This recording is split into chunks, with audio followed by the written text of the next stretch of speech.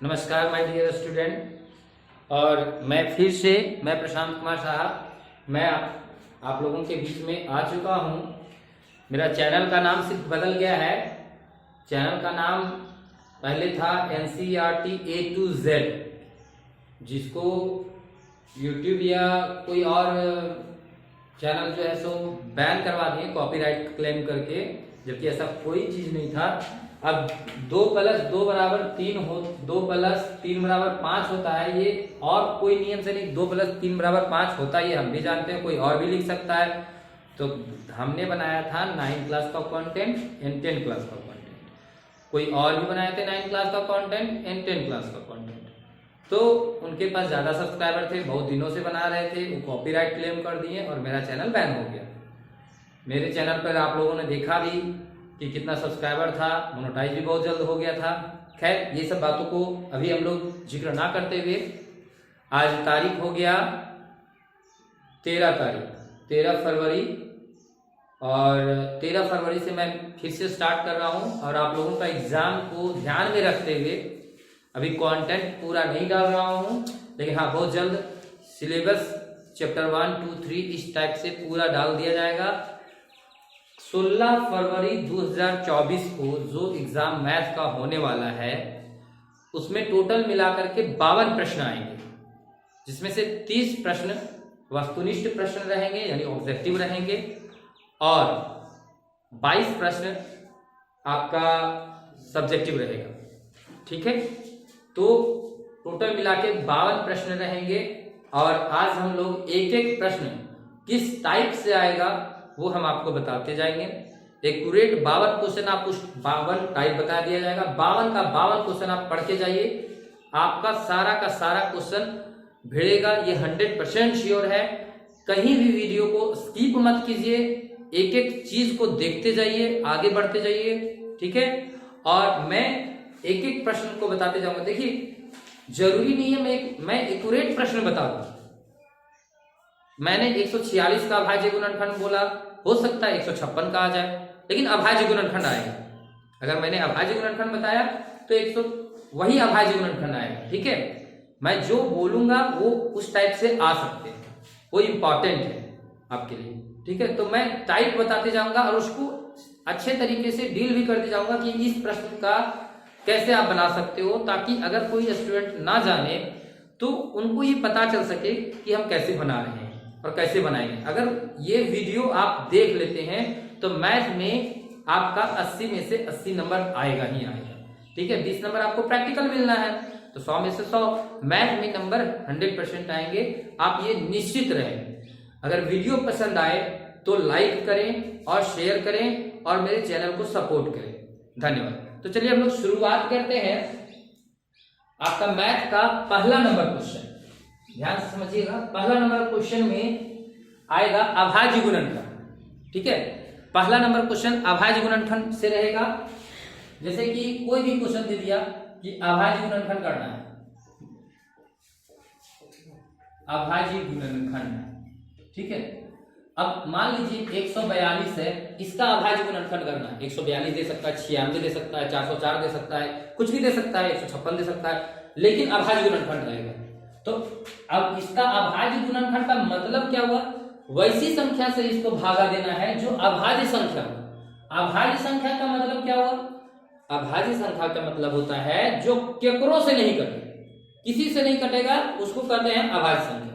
वो सिर्फ अपने आप और एक से कटेगा।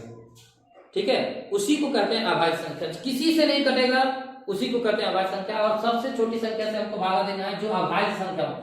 यहां हमको 4 से भागा नहीं देना है या और किसी से भागा नहीं देना है, हमको देना है अभाज्य संख्या। तो अभाज्य संख्या में कौन कौन आते हैं? जो किसी से नहीं कटता है तो 2 आते हैं। सबसे छोटा अभाज्य संख्या 2 है। और कौन है? 3 है, 5 है, 7 है, 9 है, 9 नहीं है। ठीक है, और उसके बाद बहुत सारे ऐसे अभाज्य संख्या हैं। तो अभाज्य संख्या आप लोग इस चीज को देख सकते हैं। ठीक है, अब 2 से भागा देंगे तो 2 से भागा देंगे तो क्या हो जाएगा?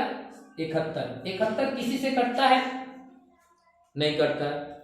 तो 71 जब किसी से नहीं कटता तो हम भागा दे ही नहीं सकते हैं, तो 142 को लिख देंगे 2 गुने 71, ठीक है।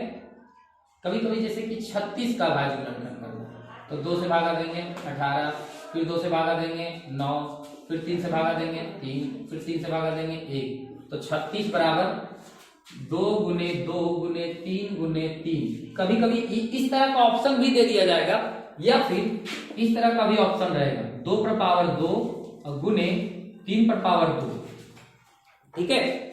ये ऑप्शन भी दे दिया जाएगा कि ये 36 का भाज्य गुणनखंड निम्नलिखित में से कौन सा है, तो ये भी दे सकता है, ये भी दे सकता है, या फिर आपको बोल देगा कि 36 बराबर है 2 पर पावर x और गुने 3 पर पावर y, ठीक है, इस टाइप। तो देखिए पैटर्न चेंज नहीं करेगा। अभाज्य गुणनखंड हम बोल दिए तो अभाज्य गुणनखंड देगा, आपको अभाज्य गुणनखंड का मतलब समझाना है। तो कह देगा कि x का वैल्यू निकालो, तो x का वैल्यू आपको बता देना है कि x के स्थान पर 2 है तो 2 लिख देना, x बराबर 2, ठीक है। तो मतलब पहला नंबर क्वेश्चन क्या है, अभाज्य गुणनखंड। अगर आप अभाज्य गुणनखंड जानते हैं तो पहला नंबर क्वेश्चन आपका नहीं छूटेगा। दूसरा नंबर क्वेश्चन क्या रहेगा, तो दूसरा नंबर क्वेश्चन रहेगा शांत और अशांत दशमलव प्रसार से। शांत दशमलव प्रसार और अशांत दशमलव प्रसार, ध्यान से समझो। दूसरा नंबर क्वेश्चन क्या रहेगा, शांत दशमलव प्रसार और अशांत। अब कैसे हम लोग इसको देखें, शांत दशमलव प्रसार और अशांत दशमलव प्रसार। जैसे कि दूसरा नंबर क्वेश्चन सपोज कीजिए दे दिया 7/77 कुछ भी ऐसे, तो पहले हम लोगों को इस भिन्न का मानक रूप में लिखना है। मानक रूप मतलब सबसे छोटा रूप में लिखना है। सबसे छोटा रूप में तो इसको काटेंगे 1 और 11, 1/11, ठीक है। तो यहाँ तो 11 जो है अभाज्य संख्या है। अगर अभाज्य हर के डिनोमिनेटर में यानी हर का अभाज्य गुणनखंड में सिर्फ 2 गुने 2 गुने 2 कुछ भी आते रहे, ऊपर कुछ भी रहे उससे कोई मतलब नहीं, लेकिन नीचे भी सिर्फ 2 रहे तो याद रखिएगा यह शांत दशमलव प्रसार रहेगा। हम डिटेल्स अभी इस पर चर्चा नहीं कर सकते हैं क्योंकि समय कम है, और समय कम होने के कारण हम डिटेल्स नहीं, सिर्फ क्वेश्चन बताते जाएंगे, ठीक है। अगर ऊपर कुछ भी रहे उससे कोई मतलब नहीं, लेकिन हाँ मानक रूप में लिखने के बाद। और यहाँ पे क्या है कि 2 गुने 2 गुने 2 गुने 5 रहे, 2 भी है और 5 भी है, तो भी यह हो जाएगा शांत, ठीक है। हमको सिर्फ नीचे वाले का अभाज्य गुणनखंड करना है, ऊपर से मतलब ही नहीं रहता है। और अगर रहे सिर्फ 5 गुने 5 गुने 5 गुने 5 कुछ भी कितनों 5 रहे तो भी शांत। लेकिन इसके बीच में कहीं पे कोई दूसरी संख्या घुस जाए, जैसे 3, 7, ये सब संख्याएं घुस जाए, कोई भी 13, 11, 17, 19, ये कोई भी संख्या घुस जाए इसके बीच में तो वह हो जाता है अशांत दशमलव प्रसार, ठीक है। तो शांत दशमलव प्रसार और अशांत दशमलव प्रसार दूसरा नंबर क्वेश्चन रहेगा। अब यहां पे ध्यान से समझिए, तीसरा नंबर क्वेश्चन है बहुत ही इजी, आप लोग जानते हैं एक्सरसाइज 2.1 का 2.1 में ग्राफ है और ग्राफ छापा हुआ रहता है और उसमें शून्यकों की संख्या पूछा जाता है। ऐसे ग्राफ रहेगा, ठीक है, ऐसे, और ऐसे करके कुछ दे देगा और बोलेगा शून्यकों की संख्या क्या करें। ये x अक्ष है और ये y अक्ष है, ये मूल बिंदु है, ठीक है। और लिखेगा px y बराबर px, शून्यकों की संख्या क्या होगी निम्नलिखित आपको ऑप्शन दे दिया जाएगा 3, 4, 2 है ना, कुछ भी दे दिया जाएगा। तो इसमें शून्यकों की संख्या 1, 2, 3, तो शून्यकों की संख्या कितनी हो गई 3, तो यहाँ आपको 3 ऑप्शन मारना है, ठीक है, यहाँ लिख देना है। वहां पे लिखा हुआ रहेगा कि इसमें शून्यकों की संख्या कितनी है, ऑप्शन में दिया हुआ रहेगा 2, 3, 5 कुछ भी है ना, तो ये आपको ध्यान रखना है। अब चौथा नंबर क्वेश्चन में क्या रहेगा, एक्सरसाइज 2.2 आप लोग पढ़े होंगे बहुत ही अच्छी तरीके से। एक्सरसाइज 2.2 का इस टाइप का क्वेश्चन दे देगा, समझिए। ये आपका क्वेश्चन नंबर था चौथा में दे देगा, जैसे कि 2x² प्लस 5x प्लस 3। ठीक है, बहुपद में शून्यकों का योगफल क्या होगा? शून्यकों का योगफल क्या होगा? समझिए, योगफल क्या होगा? अब समझिए, शून्यकों का योगफल बराबर फॉर्मूला हम लोग जानते हैं। ऑप्शन में दे देगा 2, दूसरा ऑप्शन है -5/2, तीसरा ऑप्शन है 5/2, चौथा ऑप्शन है 3/2। ऐसे ऑप्शन दे देगा। ठीक है, कोई भी ये वाला चेंज हो सकता है, लेकिन शून्यकों का योगफल होगा। इसके जगह पे शून्यकों का गुणनफल भी हो सकता है। अभी हम लोग इसी का क्वेश्चन में देखेंगे, शून्यकों का गुणनफल। ठीक है, या शून्यक ज्ञात करना, ये 3 में से एक क्वेश्चन पक्का देगा। ठीक है, तो आप लोग ध्यान से समझें। जैसे कि अब यहां पे देखें, शून्यकों का योगफल बराबर फॉर्मूला क्या होता है? -b/a, -b/a। तो माइनस और b मेरा, a मेरा ये है, b मेरा ये है और c मेरा ये है। चूंकि द्विघात बहुपद जो होता है ax² plus bx plus c के रूप में होता है, तो b मेरा ये है, तो माइनस b के जगह पर 5 है और a की जगह पे 2 है। तो ये मेरा आंसर हो गया, शून्यकों का योगफल। अगर यही पूछा रहता शून्यकों का गुणनफल क्या होगा, तो शून्यकों का गुणनफल देखिए c/a होता है। इसका फॉर्मूला होता है c/a। तो c मेरा हो गया 3 और a मेरा हो गया 2। तो ये हो गया, है ना, शून्यकों का गुणनफल। यह शून्यक भी ज्ञात करने के लिए बोल सकता है। तो आप इस चीज को चौथा नंबर, 4 नंबर, पहला, दूसरा, तीसरा, चौथा, ये 4 सीरियल नंबर वाइज आपको बता दिया गया है। निश्चिंत रहें, आपको कोई दिक्कत नहीं होगा। ये 4 नंबर पक्का कर, दिक्कत नहीं होगा। पहला नंबर में आपको बताया गया है कि अभाज्य गुणनखंड आएगा। दूसरा नंबर में बताया गया है शांत दशमलव प्रसार और अशांत दशमलव प्रसार पूछने के लिए आएगा। तीसरा नंबर में बताया गया है शून्यकों की संख्या आएगा। चौथा नंबर में बताया गया है कि बहुपद, शून्यकों का योगफल और शून्यकों का गुणनफल या शून्यक ज्ञात करने के लिए आएगा। ये 4 नंबर तक तो आपको बता दिया गया। 5वां नंबर क्वेश्चन है चैप्टर 3 से रहेगा। चैप्टर 3 में जो शर्त आपको बता दिया जाता है, फिर से बता दे रहे हैं। ठीक है, यहां तक कोई दिक्कत नहीं होनी चाहिए। और माय डियर, सिर्फ हम आपसे रिक्वेस्ट करेंगे कि वीडियो को कहीं पे पॉज करके सभी दोस्तों के पास शेयर कर दें। जितने सारे दोस्त हैं, जितने सारे ग्रुप हैं, स्टेटस लगाएं, फेसबुक में डालें, इंस्टा में डालें और इस चैनल को और ज्यादा ग्रो करें। मैं वादा करता हूं जिस तरह से ग्रो चलते जाएगा, मैं हर सब्जेक्ट में आपको उस टाइप का क्वेश्चन देते जाऊंगा इंपॉर्टेंट। ठीक है, आपको बहुत कम मेहनत करना होगा। आप वीडियो देखिएगा, आपका टोटल का टोटल रिवीजन चलेगा। ठीक है, तो आगे हम लोग चलते हैं 5वां नंबर क्वेश्चन में। 5वां नंबर क्वेश्चन जो है वो क्या रहेगा, आप लोग इसके लिए, आप लोग चैप्टर 3 में ये पढ़े होंगे a1, देखिए a1x plus b1y plus c1 equal to 0, 2 चर वाले रैखिक समीकरण युग्म। ठीक है, इसमें तो पहला समीकरण ये हुआ और दूसरा समीकरण मेरा ये है b2y plus c2 equal to 0। और जहां पे अगर फर्स्ट कंडीशन ये रहे a1 बटा a2 not equal to b1 बटा b2, अगर ऐसा रहे तो इस तरह से हम लोग लिखते हैं। इस कंडीशन, ये कंडीशन अगर रहे तो प्रतिच्छेद करती रेखाएं, अगर हम ग्राफ खींचते हैं तो कैसा बनेगा, प्रतिच्छेद करती रेखाएं प्रतीत होगी। ये प्रतिच्छेद करती रेखाएं होगी। और चूंकि प्रतिच्छेद करती रेखाएं जैसे इस प्रकार का प्रतिच्छेद करेगा, एक बिंदु पर कटता है, इसीलिए क्या होगा, एक हल होगा। कितना हल होगा, एक हल होगा। और एक हल होगा तो इसी को हम लोग अद्वितीय भी बोलते हैं, क्योंकि एक ही हल होगा, 2 हल नहीं होगा इसका।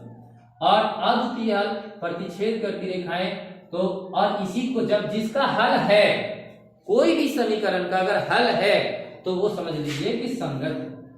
वो क्या है, संगत है। इस चीज को आप, ये चीज, इसको 1 नंबर के चलते से मत सोचिए। इस चीज को आप अगर समझ लेते हैं तो अप्रॉक्सीमेट आपका 6 नंबर पकड़ाएगा। ठीक है, तो इसको सीरियसली लीजिएगा। ठीक है, और अगर ऐसे रहे a1 बटा A2 बराबर B1 बटा B2 बराबर C1 बटा C2। तो चूंकि सभी बराबर हैं तो ये जो है सो समपाती रेखाएं कहलाती है, मतलब एक दूसरे के ऊपर ही रहेगा, पता ही नहीं चलेगा, एक ही रेखा खिंचाएगा। ठीक है, समपाती रेखाएं, ये प्रतिच्छेद करती रेखाएं, ये समपाती रेखाएं। समपाती रेखाएं का मतलब हो गया ऐसे और दूसरा भी ऐसे।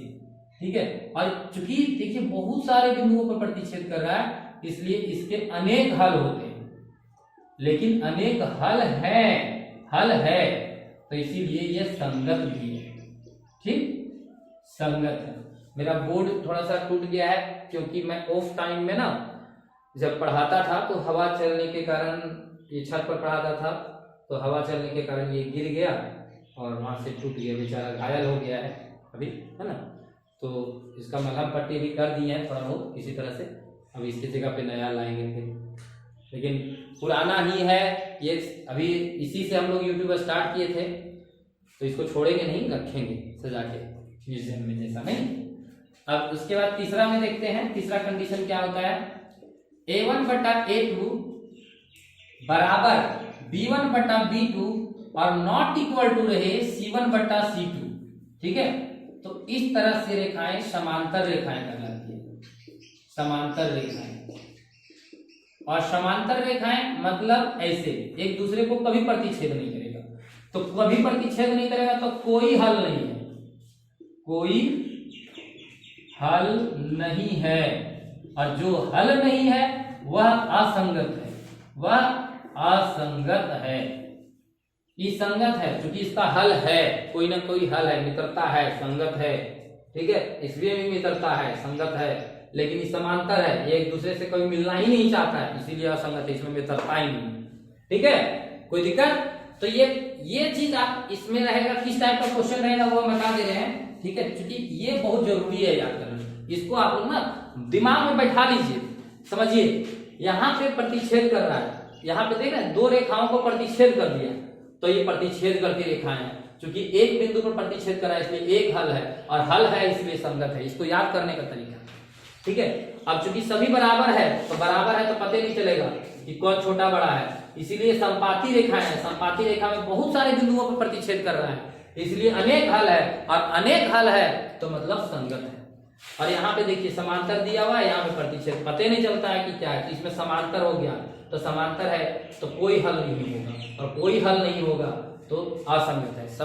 ये याद करने का एक बस तरीका होगा। क्वेश्चन क्या रहेगा कि दे देगा कि निम्न ऐसे दे देगा, जैसे समझ लीजिए A1 बटा A2 not equal to B1 बटा B2। कौन सी रेखाएं, कौन सी रेखाएं हैं, प्रतिच्छेद करती रेखाएं हैं, संपाती रेखाएं हैं, समांतर रेखाएं हैं, ये तीनों ऑप्शन दे देगा, इनमें से कोई नहीं दे देगा, इनमें से सभी भी दे सकता है, कुछ भी दे सकता है। तो आपको देख लेना है कि ये वाला प्रतिच्छेद, तो बताए थे सर प्रतिच्छेद करती रेखा, मार देना है प्रतिच्छेद करती रेखा है। ठीक है, ऑप्शन में अद्वितीय हल है, अनेक हल है, कोई हल नहीं है। ठीक है, संगत है, संगत है, असंगत है, ये याद रखना है। ये आपका इसमें 5वां नंबर क्वेश्चन रहेगा इस टाइप से। ठीक है, और इसी टाइप से 5वां नंबर में रहेगा ये प्रतिच्छेद, संपाती, समांतर, संगत, संगत, असंगत, ये हो गया। ये संगत, संगत, असंगत, ये 8वां नंबर में रहेगा, समझिए पहले। ठीक है, एक तो 5वां नंबर में ये क्वेश्चन रहेगा ही रहेगा, लेकिन 8वां नंबर में भी ये वो क्वेश्चन रहेगा। इस टाइप से समझिए, क्या देगा कि अगर A1 बटा A2 बराबर है B1 बटा B2 नॉट इक्वल टू है C1 बटा C2, तो कौन इनमें से कौन सा कथन सत्य है, कौन सा कथन सत्य है, कौन सा कथन सत्य है, दे देगा। संगत है, असंगत है, इनमें से दोनों, इनमें से कोई, 4 ऑप्शन दे देगा। तो देखिए ये समांतर रेखाएं, समांतर रेखाएं मतलब हल नहीं है, हल नहीं है मतलब असंगत है, तो असंगत वाला को मार दीजिएगा, असंगत वाला को। ठीक है, तो यहां तक आपको समझ में आ गया। 5वां और 8वां हम बता दिए हैं, इसके बीच मेरा छूट गया 6ठा और 7वां। तो छठा और सातवां अब मैं बता रहा हूं, आप लोग ध्यान से देखें, ठीक है। छठा है दो इसी का दो चर वाले रैखिक समीकरण, जैसे इसमें दे देगा 2x + 3y + 7 = 0 और यहां पे दे देगा 3x + 5y + 12 = 0, ठीक है, ये दे दिया। और इसमें ये होगा छठा नंबर, याद रखिए ये छठा नंबर क्वेश्चन, ठीक है। और कह देगा कि इसमें से x y का मान निकालें, x बराबर क्या होगा और y बराबर क्या होगा, ये इस टाइप का क्वेश्चन मिलेगा, ठीक है, x और y का मान निकालने के लिए। तो आप लोग इसमें से ना बहुत सारे विधि का उपयोग कर सकते हैं। विलोपन विधि अभी जो सबसे अच्छा है, आप लोगों को तुरंत बनाने वाला विलोपन विधि है। और दूसरा में ये विलोपन विधि का उपयोग कर सकते हैं, प्रतिस्थापन विधि का उपयोग कर सकते हैं, वज्र गुणनखंड विधि का उपयोग कर सकते हैं, तीनों विधि का उपयोग कर सकते हैं आप लोग, ठीक है। ग्राफीय विधि का उपयोग करना एक टाइम बर्बाद हो जाएगा, ठीक है। तो विलोपन, प्रतिस्थापन और वज्र गुणन तीनों विधि का उपयोग करके एक्स वाई का मान निकालना है आपको बस। तो एक्स वाई का मान अगर नहीं निकालने जानते हैं तो वो भी बता दे रहे हैं, कोई दिक्कत नहीं है, बहुत अच्छे तरीके से बता देंगे। फिलहाल अभी हम लोग देख लेते हैं छठा नंबर क्वेश्चन इस टाइप से रहेगा, जैसे कि देखिए विलोपन में क्या करेंगे, 3 से इसको गुना करेंगे, समझिए 3 से ऊपर वाला को गुना करेंगे और क्योंकि इसमें 3 से गुना है, जब समीकरण 1 में गुना करेंगे तो समीकरण 2 को देख करके, और समीकरण 2 को गुना करेंगे तो 1 को देख करके। तो 1 में गुना करेंगे तो क्या हो गया, देखिए 1 में कितना से गुना कर रहे हैं, तो 3 से गुना करेंगे, सब में, एकरों में और इसमें भी, तीनों में गुना करेंगे और इसमें भी गुना करेंगे, ठीक है। तो 3 से गुना करेंगे तो 6x + 9y + 21 = 0। अरे एक में 2 से गुना करेंगे क्योंकि ऊपर 2 है तो ये दोनों कट जाएगा, और कट जाएगा तो ये दोनों बच जाएगा, तब इसका हल करेंगे, ठीक है, घटा करके।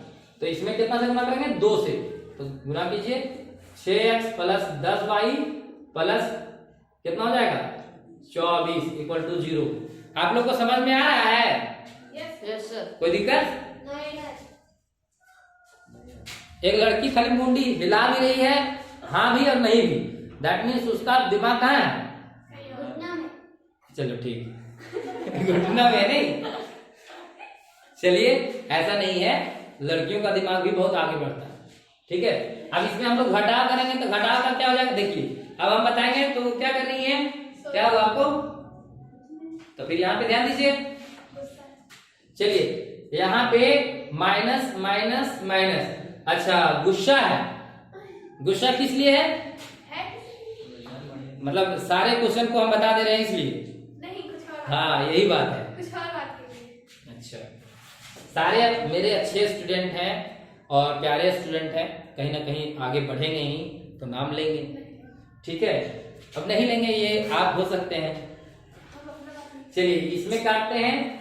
अब ये क्या हो जाएगा -y, ये हो जाएगा -y और यहाँ पे -3 = 0, -y = 3, लेकिन हमको +y का वैल्यू चाहिए, तो ये माइनस में y आएगा, तो y तो उधर जाएगा तो -3, तो y बराबर क्या हो जाएगा -3। ऑप्शन में देख लीजिएगा कि कहीं अगर -3 है, सिर्फ -3, तो उसको बिना सोचे समझे टिक मार देंगे, ठीक है। लेकिन अगर किसी ऑप्शन में कि -3 दो ऑप्शन में, तो हमको x का भी वैल्यू निकालना होगा, तो क्या करेंगे, -3 का वैल्यू यहां उठा के पटक देंगे, यहां से उठाएंगे और इसमें पटक देंगे, तो यहां क्या हो जाएगा -6 हो जाएगा, क्या हो जाएगा -6, इसको गुना करेंगे तब x की जगह सॉरी y की जगह पे रखना है ना, मतलब हम बोलेंगे कि देखो बाबू गाय उड़ रहा है, बोल हाँ सर बहुत अच्छा पंख लगा हुआ है, नहीं, अगर गलत बोल रहे हैं तो उसको गलत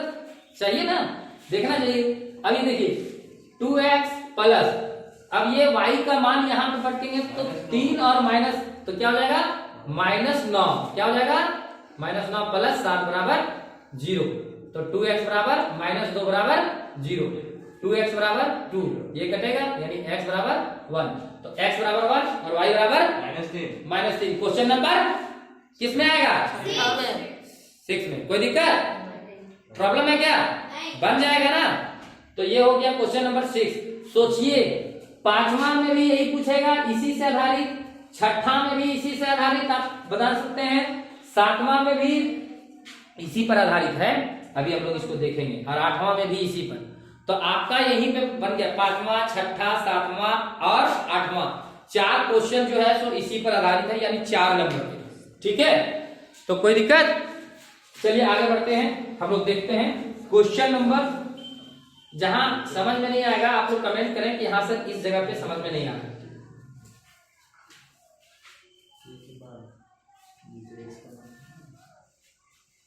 सातवां नंबर क्वेश्चन, हम इसको इसलिए अभी नहीं बता रहे हैं क्योंकि आठवां में इसका जगह पे इसका जरूरत पड़ेगा। ठीक है, आठवां में इसका जरूरत पड़ेगा।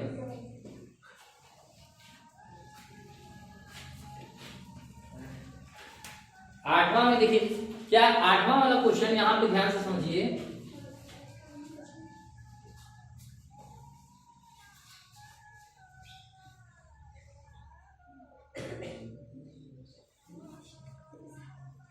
देखिए आठवां में कहेगा कि k का मान ज्ञात कीजिए, k का मान ज्ञात कीजिए यदि 2x प्लस 3y और प्लस 7 इक्वल टू 0 और 3x plus ky plus 12 equal to 0 का कोई हल नहीं है, कोई हल नहीं है।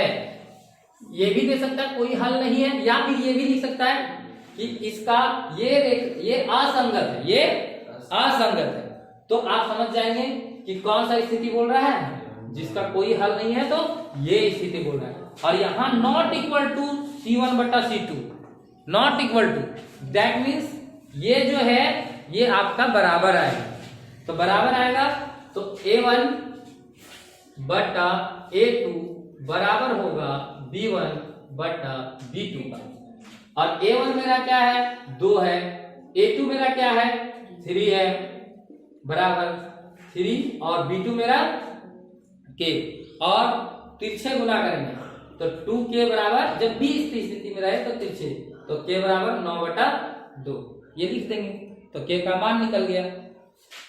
ये क्वेश्चन नंबर आपका रहेगा कितना में, 7 में, 7 में ये रहेगा। ठीक है, और 8 वाला बता चुके हैं। ठीक है, अब हम लोग 9 का देखेंगे, क्वेश्चन नंबर 9 कि क्वेश्चन नंबर 9 कैसे, कौन सा क्वेश्चन आने का संभावना ज्यादा है। ठीक है, तो ये 7 हो गया, 8 भी हो गया, इसमें से कौन सा कथन सत्य है, संगत असंगत वाला है 8 में, है ना, और 7 में ये हो जाएगा k का मान निकालने के लिए, है ना, k की जगह पे कुछ भी दे सकता है, लेकिन यही रहेगा। अब हम लोग आगे बढ़ते हैं।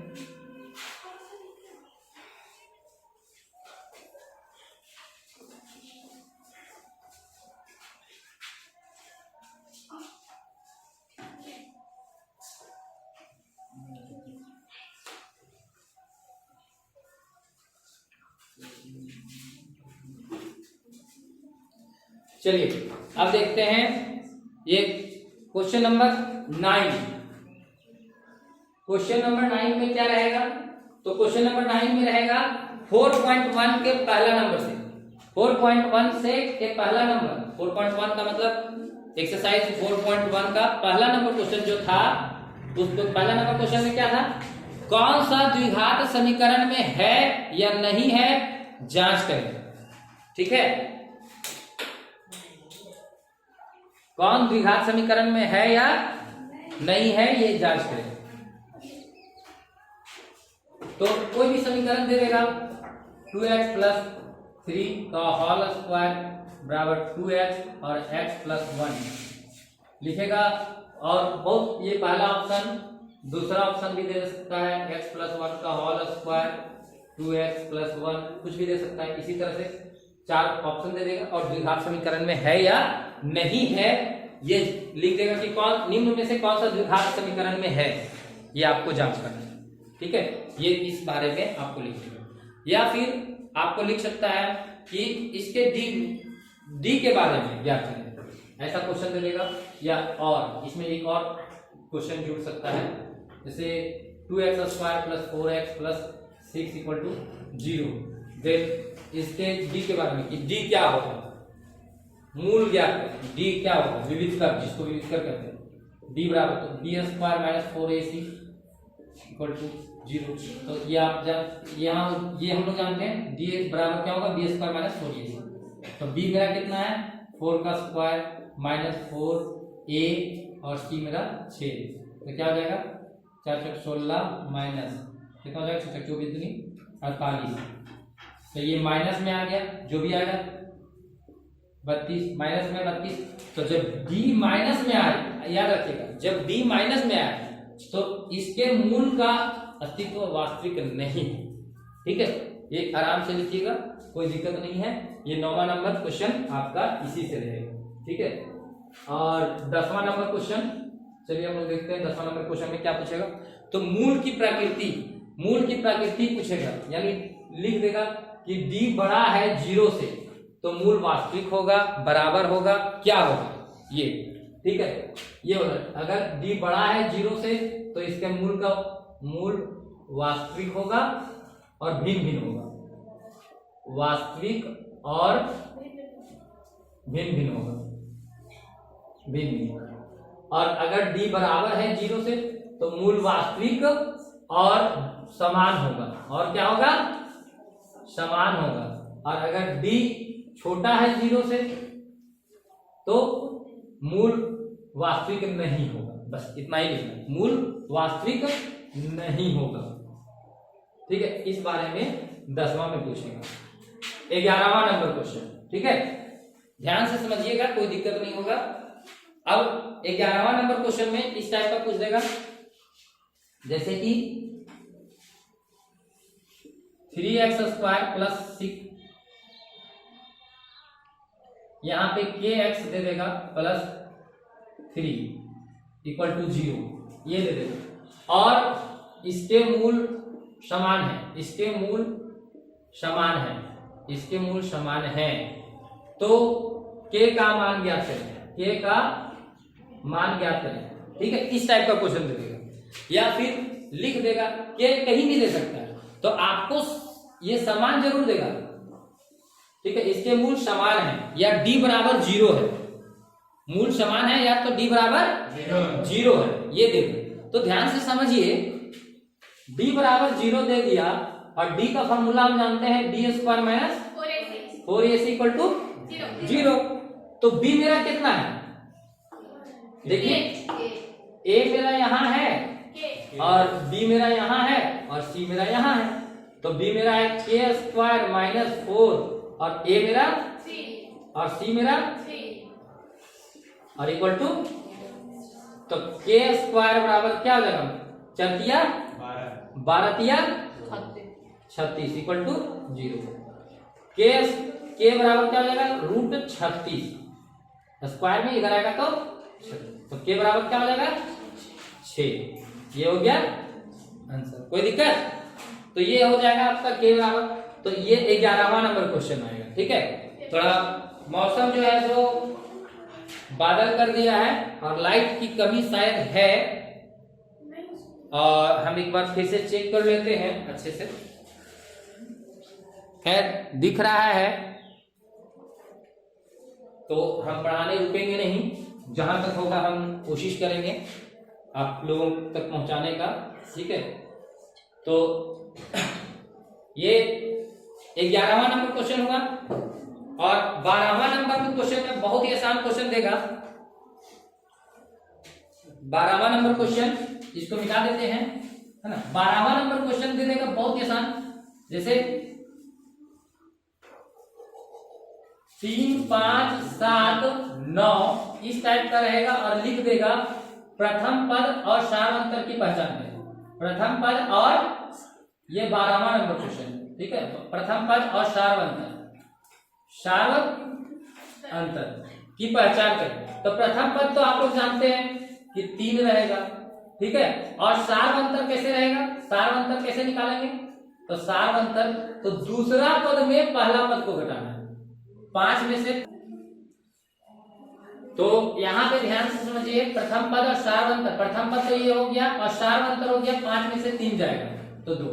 ठीक है, हमेशा दूसरा पद में पहला पद को घटा दीजिएगा, ऐसा नहीं कि बड़ा वाला इधर रहेगा तो इसमें घटा देंगे, ऐसा नहीं। ठीक है, तो ये हो गया डी।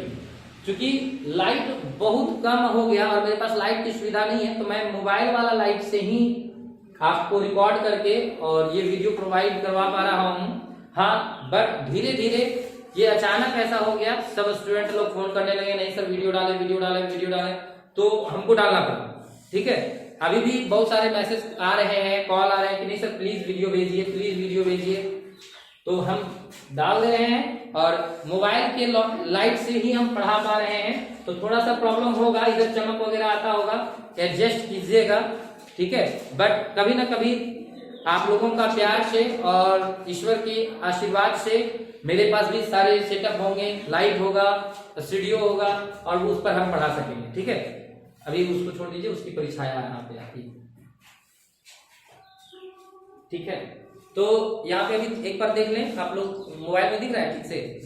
कोई दिक्कत? बस पढ़ाना चाहिए, वैसा कोई दिक्कत नहीं है, थोड़ा स्टूडेंट लोग भी मेहनत कर लेंगे, है ना। अब यहाँ पे 13वां नंबर क्वेश्चन में ध्यान से समझिए, ये तो हो गया 12वां। 13वां नंबर क्वेश्चन जो भी रहेगा आप इस चीज को समझिए।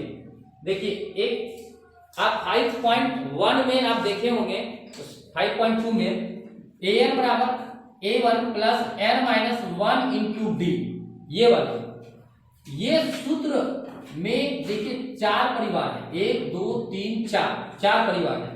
अगर 3 चीज भी दिया हुआ है तो चौथा को हम निकाल सकते हैं, और यही सूत्र को बैठा करके आपको निकालना है। हो सकता है दे देगा ऐसे 3 5 7 9 डॉट डॉट डॉट और 15वां पद ज्ञात करें, जहां वहां जुड़ गया तो समझना ये n है। ठीक है, 15वां पद निकाले। ठीक है, तो माय दोस्त देखो, एकदम कोई दिक्कत नहीं है, झंझट नहीं है इस पर। क्या a1 बराबर क्या हो गया 3, d बराबर क्या हो गया 5 में से 3 जाएगा तो 2, n बराबर मेरा दिया हुआ है 15, an का फॉर्मूला लगा दो और निकाल दो। ठीक है, इसमें से हो सकता है आपका कुछ अलग दे दे, जैसे कि, लेकिन हाँ यही सूत्र पर बनेगा, ये 100% श्योर। ठीक है, 13वां नंबर क्वेश्चन जो बनेगा सो इसी सूत्र पर बनेगा।